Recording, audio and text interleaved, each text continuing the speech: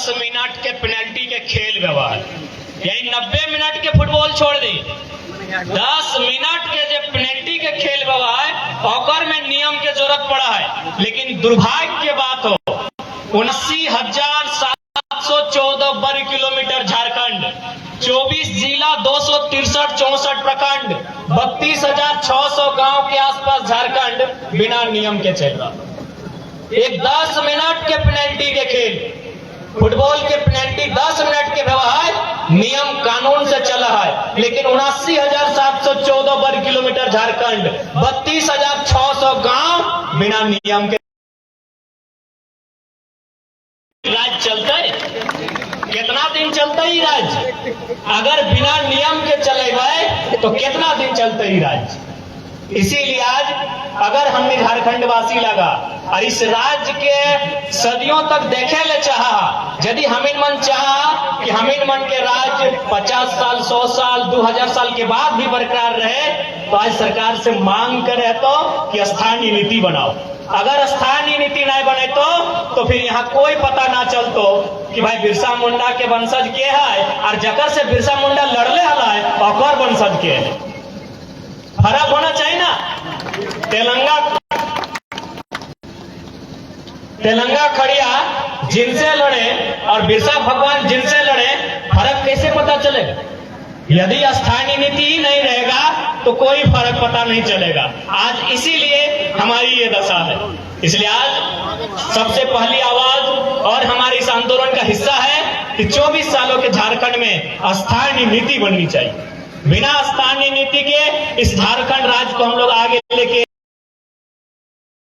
राज्य विश्व के मानचित्र में अमिट छाप रखने वाला ये झारखंड राज्य आज हर एक दृष्टिकोण से, हर एक इंडेक्स से, हर एक सूचकांक से पीछे के नंबर से अव्वल दर्जे पे आता है। शिक्षा की बात करें, स्वास्थ्य की बात करें, रोजगार की बात करें, आज हमारी इस राज्य की दशा आपके सामने है। इसलिए आज हमारा कर्तव्य बनता है, इस राज्यवासी होने का हमारा ये कर्तव्य बनता है कि इस राज्य को एक सुंदर राज्य के रूप में परिवर्तन किया जाए, जिसकी सपना बिरसा भगवान ने, तेलंगा खड़िया ने, विनोद बाबू ने, गुरुजी ने और निर्मल दा ने देखने का काम किया था। आज हमें आवश्यकता है। आज एक बात बताइए, 24 साल इस राज्य की हुई, हमारे राज्य से 14 साल के बाद एक राज्य का निर्माण हुआ। उस राज्य का नाम है तेलंगाना। तेलंगाना 2014 में बना, झारखंड 2000 में बना। तेलंगाना राज्य आंध्र प्रदेश से कट के बना। लेकिन आज आपको जानकारी होना चाहिए, 10 वर्षों में तेलंगाना राज्य भारत देश को जीडीपी देने के मामले में नंबर 2 राज्य में आता। मात्र 10 सालों का राज्य है तेलंगाना, जो हमारे राज्य से 14 साल के बाद निर्मित किया गया। आज जीडीपी के मामले में नंबर 2 पे आता है, नंबर 3 पे रहता है। और आज झारखंड की स्थिति देखिए, 24 साल का झारखंड, जबकि तेलंगाना के पास विशेष सुविधा नहीं है। तेलंगाना के पास आईटी सेक्टर की सुविधा है, कृषि की सुविधा है, लेकिन हमारे पास कृषि के अलावे पर्यटन की सुविधा है, सड़क यातायात की सुविधा है, हमारे पास खनिजों की सुविधा है, हमारे पास कोयला, अभ्रक, यूरेनियम, लोहरदगा में बॉक्साइट, खूंटी में हीरा पन्ना, जमशेदपुर में लोहा, तमाम खनिज पदार्थ हमारे पास है। हमारे पास स्कोप की कोई कमी नहीं है। अगर कमी है तो जनता में और जनता के द्वारा चुने गए नेताओं में कमी है। जनता की कमी क्या है कि हम लोग अपना वोट 500 रुपए में सौदा करते हैं, हम लोग अपना वोट मांस, शराब में सौदा करते हैं। तो अब सोच के देखिए, यदि हम 500 रुपए में हमारा ईमान डोल जाता है, 500 रुपए में हमारा ईमान डोल जाता है, तो नेता लोग को 5 करोड़ मिलता है, ईमान काहे नहीं डोलेगा? हम विधायक और सांसद को क्यों गाली देंगे? क्यों गाली देना है उन्हें हमें? हम जब 500 रुपए में अपने ईमान को बचा के नहीं रख पाते हैं, जो हमें 500 रुपया देता है उसको वोट दे देते हैं, तो उनको चुनाव जीतने के बाद बड़ी बड़ी कंपनियों के द्वारा, बड़े बड़े कॉर्पोरेट्स के द्वारा 5 करोड़, 10 करोड़, अरबों रुपए दिया जाता है। जब हम 500 रुपए में अपने ईमान को नहीं रख सकते हैं, तो करोड़ों रुपए का अगर मुझे ऑफर आएगा, अपना ईमान रख पाएंगे?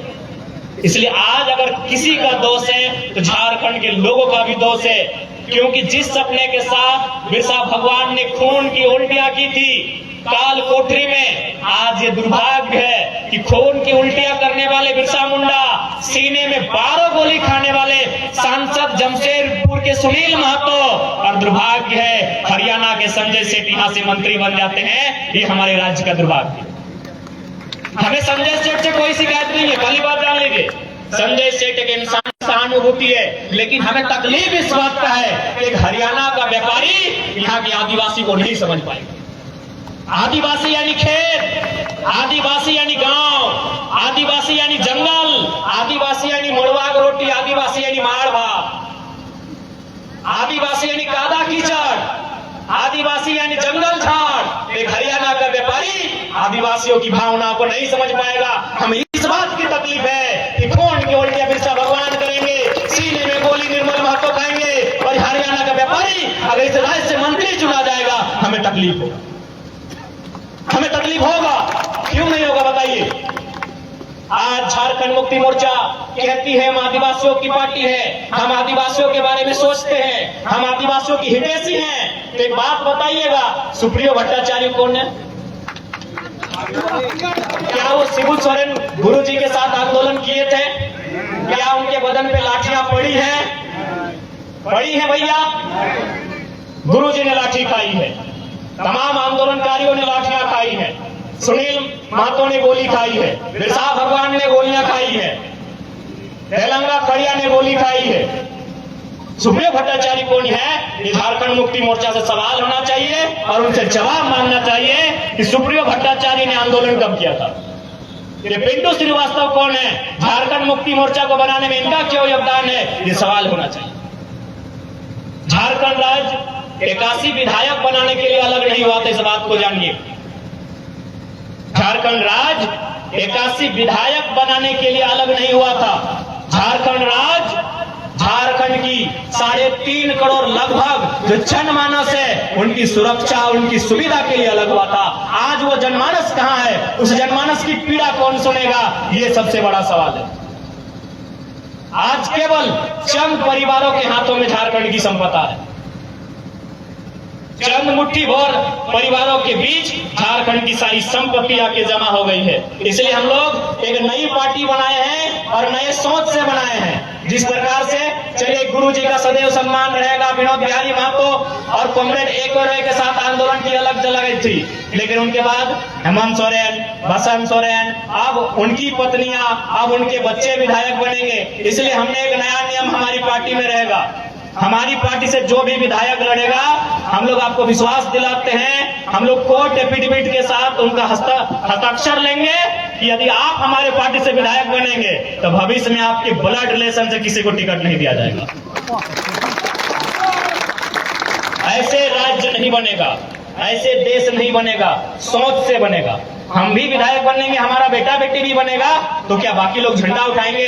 इसलिए हम लोग एक बहुत बड़ा क्रांतिकारी फैसला लिए हैं अपनी पार्टी में कि हमारी पार्टी में जो चुनाव लड़ेंगे, अगर जीतेंगे, उनके परिवार से कोई टिकट नहीं दिया जाएगा। कोई अगर इमरजेंसी, कोई आकस्मिक घटना घटी तो सोचा जाएगा, नहीं तो हम लोग इस सत्ता और संपत्ति को भी केंद्रीकृत करना चाहते हैं। आम व्यक्ति तक सत्ता को पहुंचाना चाहते हैं, आम व्यक्ति तक झारखंड की संपत्ति को पहुंचाना चाहते हैं। इस मकसद के साथ हम लोग आए हैं। आज यहाँ से लोग विधायक चुने जाते हैं, सांसद चुने जाते हैं, और चुने जाने के बाद रांची में फ्लैट, किसी का दिल्ली में फ्लैट, तो सबसे पहला बात तो उन्हीं से सवाल होता है जो लोग कहते हैं कि आदिवासी को बचाना है। यदि आदिवासी को बचाना है तो सबसे पहले जो विधायक, जो सिमडेगा के विधायक, गुमला के विधायक रांची में जाके जमीन खरीदे हैं, उन्हें बोलिए अगर आदिवासी को बचाना है तो सबसे पहले आप नियम को जानिए।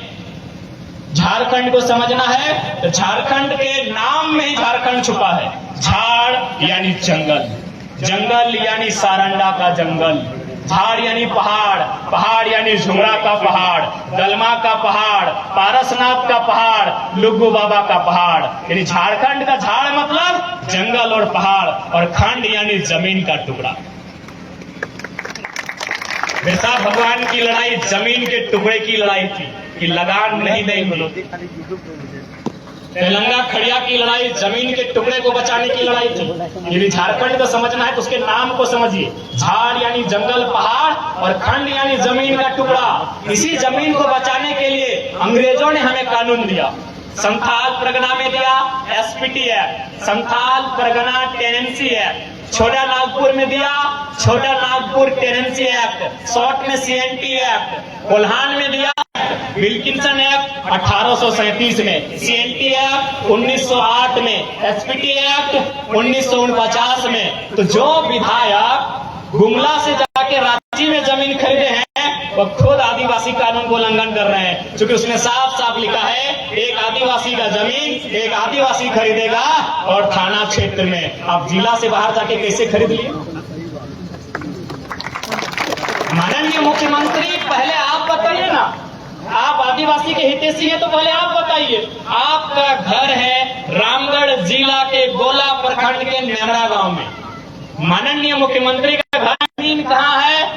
धनबाद में। जमीन कहाँ है? बोकारो में। जमीन कहाँ है? रांची रामगढ़ में। हाय रे, आप आदिवासी की बात कैसे करेंगे? आप खुद सीएनटी कानून को नहीं मान रहे हैं तो जो बाहर से लोग आए हैं सीएनटी को मानेंगे? जब हमारा मुखिया नहीं मान रहा है, जब हमारा मुखिया डिसिप्लिन में नहीं है तो बाकी लोग डिसिप्लिन को मानेंगे। इसलिए जमीन बहुत इंपॉर्टेंट है। क्योंकि देख लीजिए, आज यहाँ बहुत सारे भाई आए हैं जो यही गुमला सिमडेगा के हैं, कोई दरोगा है, लेकिन अगर ये खेती करते हैं इनके पास जमीन है कि मेरे बाद मेरी आने वाली पीढ़ी इस जमीन में जोत फोड़ के अपना भरण पोषण करेगी। सबसे इम्पोर्टेंट जमीन होता है। झारखंड में सबसे इम्पोर्टेंट जमीन का कानून होना चाहिए। आपने बिल गेट्स का नाम सुना होगा, अंबानी अडानी से भी धनी आदमी। आज आप अंबानी का नाम सुने हैं, आप मोदी जी के रिश्तेदार लगते हैं। अंबानी अडानी का नाम आप सुने होंगे, उनसे भी धनी आदमी थे बिल गेट्स। पूरे दुनिया के धनी आदमी थे। अंबानी अडानी तो एशिया में धनी नहीं गिने जाते हैं, बिल गेट्स पूरी दुनिया के धनी आदमी थे। माइक्रोसॉफ्ट के संस्थापक थे अमेरिका के। लेकिन आज मालूम है उन्होंने अपना जो पैसा है वो कहाँ इन्वेस्ट किया है? उन्होंने अपना पैसा मोबाइल में नहीं, बिजनेस में नहीं, उन्होंने अपना पैसा जमीन में इन्वेस्ट किया है। 1000 वर्ग किलोमीटर जमीन खरीदा है। 1000 वर्ग किलोमीटर जमीन यानी मोटा मोटी खूंटी जिला। खूंटी जिला। बिल गेट्स दुनिया कहाँ इन्वेस्ट कर रहा है? जमीन में। कितना जमीन लिया है? खूंटी जिला के बराबर 1000 वर्ग किलोमीटर जमीन लिया है। क्यों? सबको मालूम है कि मोबाइल चल संपत्ति है, ये गाड़ी चल संपत्ति है, ये पैसा चल संपत्ति है, ये सोना चांदी चल संपत्ति है। एक ही वो संपत्ति है जिसको अचल कहते हैं, जमीन का टुकड़ा, जो कहीं नहीं जाएगा, जहां है वहीं रहेगा। बाकी ये गारंटी नहीं है। ये मोबाइल चोरी हो सकता है, गाड़ी किसी नदी में कूदा सकते हैं, टूट जाएगा। ये सोना कोई चोर चुरा के भाग सकता है। एक ही संपत्ति है जो चोरी नहीं होगा, वो अपनी जमीन का टुकड़ा है। इसीलिए बिल गेट्स ने 1000 वर्ग किलोमीटर जमीन खरीदा है अपने पैसों को इन्वेस्ट करके। यही है झारखंड। इसलिए अगर झारखंड को बचाना है, पहले यहाँ की जमीन को बचाना होगा। अगर यहाँ की जमीन को नहीं बचाएंगे, झारखंड कभी नहीं बचेगा। तमाम कॉर्पोरेट घरानों की नजर यहाँ की जमीन पर है, तमाम उद्योगपतियों की नजर यहाँ की जमीन पर है। इसीलिए आज वो लगातार सीओ के माध्यम से, तमाम जो भू पदाधिकारी हैं उनके माध्यम से जमीनों का हेर फेर करते हैं। कैसा हेर फेर करते हैं कि आपकी जमीन को पंजी 2 में चढ़ा देते हैं, आपके मोटेशन में रोक के रख दिया जाता है, आपका ऑनलाइन पर्चा नहीं काटा जाता है। ये कोई छोटी मोटी साजिश नहीं है, ये बहुत बड़ी साजिश है। अगर आज इस साजिश को नहीं समझते हैं तो 20 साल बाद जिस प्रकार आज असुरी समाज कहाँ है कोई नहीं जानता है, बिरहोरी समाज आज कहाँ चला गया कोई नहीं जानता है, पहाड़िया, सबर, सोरैया कहाँ चले गए कोई नहीं जानता है। कल को बाकी जो समाज यहाँ है, चाहे मुंडा रहे, उड़ाव रहे, हो रहे, खड़िया रहे, कुर्मी रहे, संथाल रहे, कल वो कहाँ चले जाएंगे कोई नहीं खोज पाएगा। क्योंकि जमीन नहीं तो कोई इतिहास याद नहीं रहेगा। पहले भूगोल की रक्षा होनी चाहिए। इसलिए हम लोग ये भी बोले हैं कि हमारी पार्टी से अगर कोई चुनाव लड़ता है, हम उनके घोषणा पत्र में ये भी लिखाएंगे कि आप हमारी पार्टी से अगर चुनाव जीतते हैं तो आपके जिला के बाहर 1 इंच जमीन नहीं खरीदेंगे। आप अपने जिला के बाहर 1 इंच जमीन नहीं खरीदेंगे। अरे भाई अच्छा मजा आ गया। गुमला का मार्केट विधायक जी का, सिमडेगा का मार्केट विधायक जी का, रांची का मार्केट विधायक जी का, बीएड कॉलेज विधायक जी का, अस्पताल विधायक जी का, मॉल विधायक जी का, शोरूम विधायक जी का, तो जनता तो बालू ही न फांकेगी। इसलिए हमने, हमारी पार्टी ये भी संकल्प लेती है, उनका हमारा घोषणा पत्र में होगा कि अगर आप चुनाव जीतते हैं, आपके जिले से बाहर 1 इंच जमीन आप अगर खरीदते हैं, तो अगला बार से हमारी पार्टी से चुनाव नहीं लड़ेंगे। हम लोग क्रांतिकारी बदलाव करने आए हैं। अभी आपको तय करना है कि साथ देना है कि नहीं देना है। हम लोग कोई फोर्स करने नहीं आए, हम लोग एक प्रयास करने आए हैं। क्योंकि अगर आज इस प्रयास को हम लोग सकारात्मक दृष्टि से नहीं लेके जाते हैं, तो आने वाले दिन बड़े दुर्लभ होंगे। अभी झारखंड राज्य की जब बात आती है तो 1932 खतियान की बात आती है, खतियान आधारित स्थानीय नीति की बात आती है।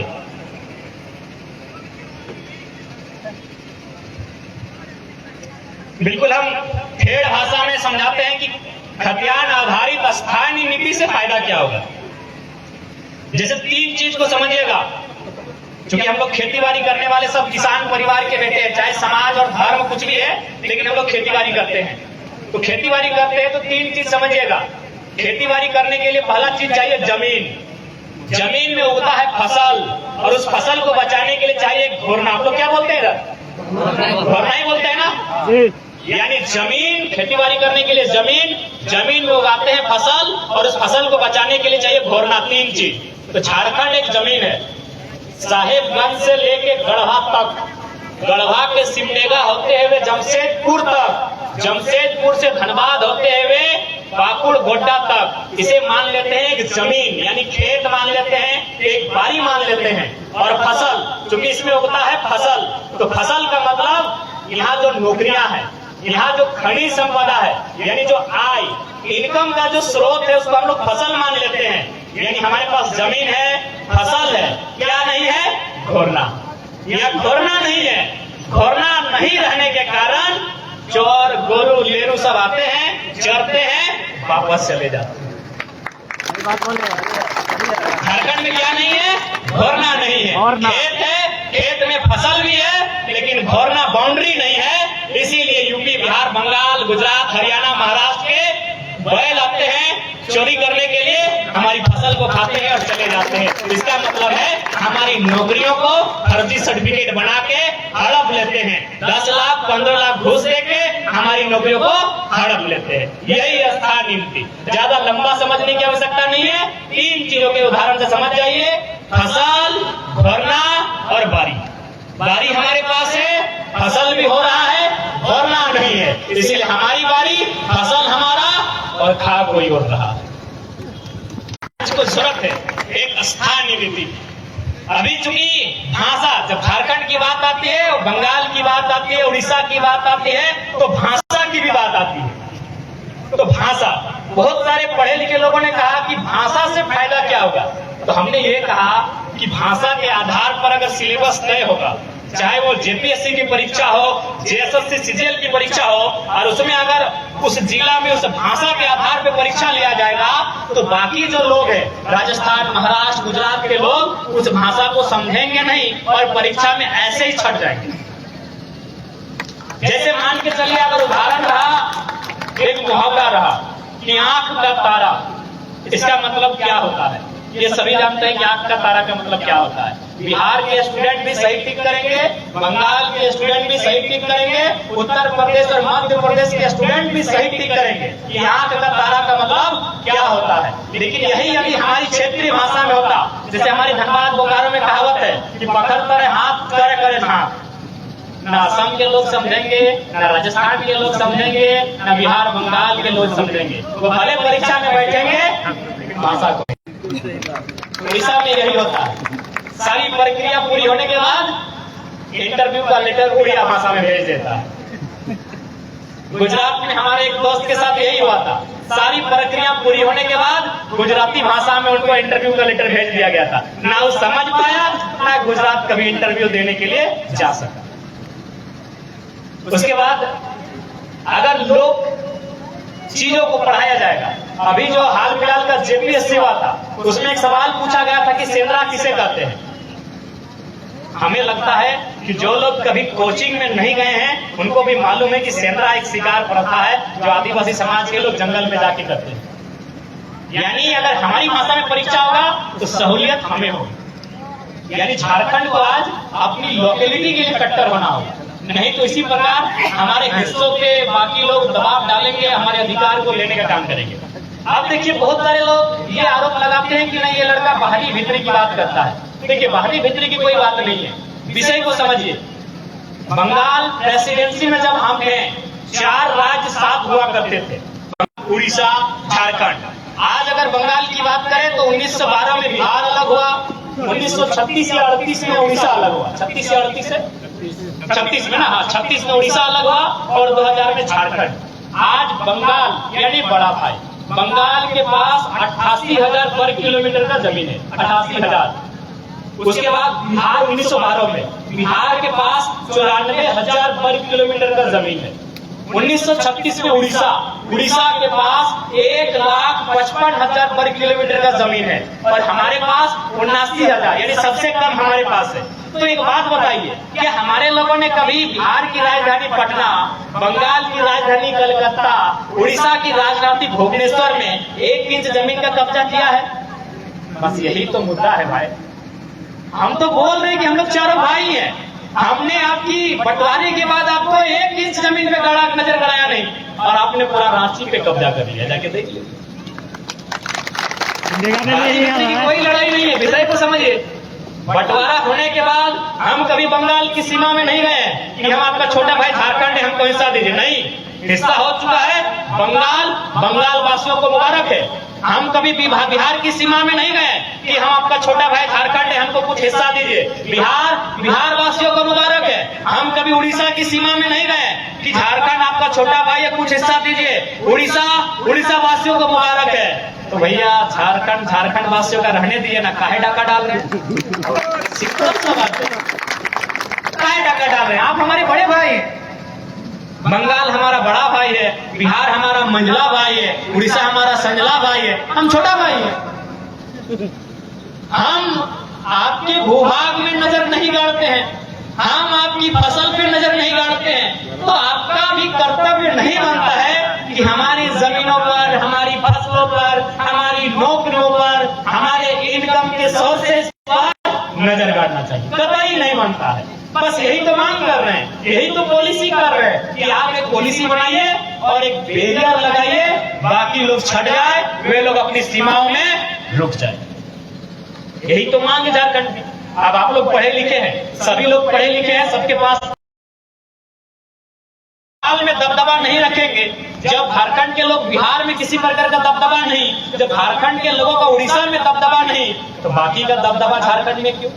क्यों संजय सेठ यहाँ से मंत्री, क्यों समरीलाल राजस्थान का यहाँ से विधायक, क्यों बीडी राम पलामू में बक्सर का सांसद, क्यों धनबाद में पीएन सिंह और राज सिन्हा का नेतृत्व, क्यों बिरंची नारायण बोकारो से, क्यों बेरमो से अनूप सिंह, क्यों भाई क्यों? हमारी लड़ाई कोई गलत नहीं है, हम छोटा भाई हैं। हम अपना हिस्सा जो मिला है उसमें चाह रहे हैं कि जब मेहनत हम कर रहे हैं, फसल हम लगा रहे हैं, फसल को काट हम रहे हैं, तो खाने का काम आप तय कीजिएगा। खाने का काम आप तय कीजिएगा भाई। फसल हमारी, खेत हमारी, तो निवाला हमारा बनना चाहिए। बस यही लड़ाई है, यही लड़ाई है। नहीं तो आज आप जाके देख लीजिए कि झारखंड के लोग क्या कर रहे हैं। झारखंड के लोग मजदूरी कर रहे हैं, झारखंड के लोग चपरासी कर रहे हैं, झारखंड के लोग हवलदार जमादार हैं। आप कुछ भाई लोग डीएसपी तक आए, आप कुछ भाई लोग दरोगा एसआई तक आए। नहीं तो झारखंड लोग कहाँ थे? हवलदार जमादार में थे। झारखंड के लोग कंपनियों में, फैक्ट्रियों में जमादार चपरासी पियोन में थे। प्रदेश के लोग यहाँ ठेकेदार बनते हैं। किसको तकलीफ नहीं होगा बताइए? आज कोई भी उद्योग रहे वो हमारी जमीनों पे बना है, कोई भी उद्योग रहे, कोई भी कारखाना रहे वो हमारी जमीनों पे बना है। इसलिए हम लोग अगर सत्ता में आते हैं तो सबसे पहले जो जमीन की कानून है इनको मजबूत किया जाएगा और सबसे पहले सीओ को आदेश दिया जाएगा कि आप जनता दरबार लगाइए और जमीन में जो रोटेशन की गड़बड़ी है, पंजी 2 की जो गड़बड़ी है, ऑनलाइन जो सबमिट की गड़बड़ी है, उसको त्वरित सुधार किया जाए। क्योंकि सबसे बड़ी संपत्ति जमीन का टुकड़ा है। नौकरी 40 साल, बाप के बाद बेटा नौकरी करेगा, गारंटी नहीं है। बेटा के बाद उसका बेटा नौकरी करेगा, गारंटी नहीं है। लेकिन जो खेत आपने आज से 4000 साल पहले जोतने कोड़ने का काम किया था, आज भी जोत कोड़ रहे हैं। जो धान आपने हड़प्पा के काल से लगाया है, जो गेहूं आपने महाजनपद के काल में लगाया था, जो साग आपने सम्राट अशोक के काल में लगाया था, वही साग सब्जी आज भी लगा रहे हैं। यही असली सत्य है, इसको स्वीकार कीजिए। इसलिए हम लोग जमीन की जो कानून है और बकायदा जो वर्तमान की सरकार है, उन्होंने अपने घोषणा पत्र में लिखा था कि जीएम लैंड हम लोग, लेकिन उन्होंने जीएम लैंड का रसीद ही नहीं काटा। जीएम लैंड कहां चला गया? सरकार के पास चला गया। अभी क्या करते हैं कि जमीनों को सरकारी खाता में चढ़ा लेते हैं, पंजी 2 में गड़बड़ी करवा के, ऑनलाइन सर्वे में गड़बड़ी करवा के उन जमीनों का फिर क्या करते हैं, किसी बिल्डर को बेच देते हैं। उदाहरण के लिए आप टाटा का उदाहरण लीजिए। टाटा पे कोई विधायक सांसद बात नहीं करना चाहता है, क्योंकि टाटा दुनिया का सबसे धनी लोगों में आता है। ठीक है, उसने विकास का काम किया, अच्छा बात है, लेकिन झारखंड के लिए उसने विकास का काम किया कि नहीं, ये भी समझना होगा। इससे भी टाटा ने जमीन लिया है 15,000 एकड़। जमीन किसी का है? टाटा का इंडस्ट्री खड़ा है 3 से 4,000 एकड़ में। बाकी 12,000 एकड़ जो बचा हुआ है, 11,000 जो बचा हुआ है, वो रियल एस्टेट को बेचने के लिए नहीं दिया गया है। अगर आप नहीं वहां इंडस्ट्री खड़ा कर रहे हैं, तो राज्य सरकार को चाहिए था वह जमीन रैयतों को वापस करना। ये नियम है, ये प्रावधान है, ये न्यायालय का फरमान भी है, लेकिन राज्य सरकार नहीं चाहती। इसलिए नहीं चाहती है कि उसी जमीन में राज्य सरकार की जो मंत्रीगण है, उनकी अर्धांगिनी को, उनकी प्रेमिकाओं को अपार्टमेंट फ्लैट दे दिया जाता है। इसलिए वो बोल नहीं पाते। नहीं तो बताइए, 1907 में टाटा ने लिया था, 2007 में पूरा हो गया। कोई नहीं जानता है कि 2007 के बाद क्या नियम हुआ, कोई नहीं जानता है कि 2007 के बाद शर्त क्या है, क्योंकि वहां बैठे हैं अर्जुन मुंडा जी, केंद्रीय मंत्री हैं, बैठे हैं, उनसे पूछिएगा, वही बता पाएंगे।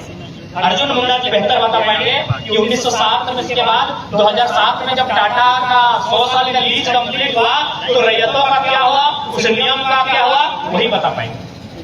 यानी अगर इस राज्य को लूटने में कोई मदद कर रहे हैं, तो इस राज्य के नेता मंत्री और ब्यूरोक्रेट्स कर रहे हैं। किसी कॉर्पोरेट की हैसियत नहीं है। ममता बनर्जी, टाटा को उखाड़ कर जाना पड़ा। टाटा नैनो ने वहां 1000 एकड़ जमीन का अधिग्रहण किया था नंदीग्राम और सिंगूर में। उनके आंदोलन से उनको वापस जाना पड़ा। यानी अगर लीडर मजबूत रहेगा, तो जो रैयत है, जो वहां के लोग हैं, उनके साथ अन्याय नहीं होगा। लेकिन लीडर मजबूत नहीं रहने के कारण हमारे साथ ये अन्याय होता है। वो क्या करते हैं, कॉर्पोरेट घरानों के आगे बिक जाते हैं। इसी आज इस राज्य के लिए दुर्दशा है। देखिए, हम लोग व्यापार का विरोधी नहीं होता है। लोग कहते हैं आप कंपनियों के खिलाफ बात करते हैं, फैक्ट्रियों के खिलाफ बात करते हैं, बोले गलत बात है। कंपनी लगाइए, फैक्ट्री लगाइए, लेकिन कहाँ जो जमीन फसल कम होगा, फसली जमीन पर कोई कंपनी फैक्ट्री लगने के पक्षधर हम लोग नहीं है। गैर उपजाऊ जमीन है, आप रैयतों के बीच आइए, सरकार को लेकर आइए, जमीन का अधिग्रहण कीजिए और एक साथ रहेगा। मेरा कंडीशन ये रहेगा, जब तक उस जमीन पर कारखाना रहेगा, तब तक जमीन देने वाले के पास नौकरी रहेगा। अभी उदाहरण के लिए 1907 में जब टाटा की स्थापना हुई थी, मालिक कौन था? थोड़ा देर में करेंगे। जो भी थे, नहीं सुना, जो भी थे उस समय मालिक टाटा थे। आज भी 117 साल के बाद मालिक टाटा है। यानी कंपनी जो 100 साल पहले मालिक थी, आज भी मालिक है। तो मैं एक सवाल करता हूँ, क्योंकि भारत गांधी का देश है, गांधी के देश में मैं एक सवाल करता हूँ कि यदि 1907 में टाटा का मालिक टाटा था, आज भी टाटा का मालिक टाटा है, तो 1907 में जिन किसानों ने जमीन लिया था, उनका रिकॉर्ड कहाँ है? उनके परिवार के पास कौन सी नौकरी है? क्या अरे पूंजी आपने लगाया पैसा के रूप में, हमने भी पूंजी लगाया जमीन के रूप में। आपका पैसा लगाया, आज भी आप मालिक है, हमने जमीन लगाया, हम कहाँ है? यही तो सवाल है। बिल्कुल सही। हमने जमीन लिया, हम कहाँ है? यही तो सवाल है। आपने पैसा लिया, मालिक आप है। 1907 में मालिक है, 2024 में आप भी मालिक है, लेकिन 1907 में जिन लोगों ने जमीन लिया था, वे आज कहाँ है? यही तो सवाल है। इसीलिए हम लोग एक ऐसी व्यवस्था कायम करेंगे जहां ये शर्त होगा कि कोई भी कंपनी आपकी है आइए स्वागत है, लेकिन शर्त ये होगा कि जब तक कंपनी रहेगी तब तक रैयत को जो लोग जमीन लेंगे पीढ़ी दर पीढ़ी नौकरी ट्रांसफर करना। क्या ये शर्त गलत है? अरे वो जमीन आप 100 साल से खा रहे हैं ना, तो नौकरी 20 साल की क्यों लेंगे कि बाप के रिटायरमेंट के बाद फिर बेटा दारू पिएगा, हाँ बढ़िया पिएगा कहीं सड़क के किनारे रुकेगा, क्यों ये नहीं रहेगा भाई? अगर बाबूजी ने हमारा नौकरी किया है तो हम भी नौकरी करेंगे। क्यों? मेरे बाबूजी हल चलाते थे और खेत रहता तो हल हम भी चलाते। तो इसलिए अगर देश को बेहतर बनाना है, राज्य को बेहतर बनाना है, तो विजन वाला लीडर चाहिए जिसका विजन बेहतर हो। बिना विजन के देश नहीं चलेगा, बिना विजन के राज्य नहीं चलेगा। आज आप कुछ बोलिए, आज भारत की इकोनॉमी मान के चलिए 10 ट्रिलियन के आसपास जाने वाली है, 5 ट्रिलियन को पार कर रही है। अरे भारत की इकोनॉमी अगर 30 ट्रिलियन में चली जाएगी ना, तो भारत के लोगों का भला नहीं होगा। अंबानी अडानी जैसे कुछ उद्योगपति के हाथों में सारी व्यवस्था आ जाएगी। इसलिए अगर सच में भारत का भला चाहते हैं तो संपत्ति का विकेंद्रीकरण करना होगा। जो इनकम के सोर्सेस हैं वो अंतिम व्यक्ति तक लेकर जाना होगा। अगर संपत्ति का विकेंद्रीकरण आप नहीं कर पाते हैं तो आप 30 ट्रिलियन की जगह 50 ट्रिलियन इकोनॉमी पार कर जाइए, भारत का भला नहीं होगा। 5% से 7% जो इकोनॉमिस्ट हैं, जो कैपिटलिस्ट हैं, उनकी जेब में भारत की सुविधा हो। गलत बोल रहे हैं? यदि आपको ट्राई करना है तो कर लीजिए। आप किसी गरीब बुजुर्ग से लड़ जाइए, मारा पीटी के लिए थाना में केस कीजिए, केस हो जाएगा। लेकिन आप किसी उद्योगपति से लड़िए, थाना बदल जाएगा लेकिन केस फाइल नहीं होगा। थाना प्रभारी बदल जाएंगे। दादा भले आप लोग सरकार के बंदे हैं लेकिन थोड़ा भलाई तो क्या कीजिए। थाना प्रभारी बदल जाएंगे लेकिन केस नहीं होगा। अरे थाना प्रभारी तो छोटा बात है, डीसी बदल जाते हैं। धनबाद घोटालों से हम आते हैं, कोयला की नगरी से हम आते हैं, कोयला यानी हीरा, हम उस नगरी से आते हैं, वहां रातों रात डीसी बदल जाते हैं लेकिन केस नहीं होता। आपकी लड़ाई अगर सन्नी दिग्गा से है तो केस हो जाएगा। आपकी लड़ाई अगर सन्नी दिग्गा से है तो थाना प्रभारी केस ले लेंगे, लेकिन जिस दिन आपकी लड़ाई किसी उद्योगपति से होगी, रातों रात तो थाना गुमला से बिशनपुर शिफ्ट हो जाएगा। ये भारत की व्यवस्था है, बुरा मत मानिए, ये भारत की व्यवस्था है। क्यों? क्योंकि आपने समझा ही नहीं। इसलिए आज हम लोग भारत की तो बात नहीं कर पाएंगे। मैं एक छोटा सा लड़का हूं, झारखंड को हम लोग बदलने का सामर्थ्य रखते हैं। अगर हम लोग सत्ता में आते हैं तो हम लोग ये व्यवस्था जरूर करेंगे कि कोई भी अगर कंपनी लगेगी तो रैयत जब तक कंपनी रहेगी तब तक जमीन लेने वालों के पास नौकरी रहेगी। इस बात को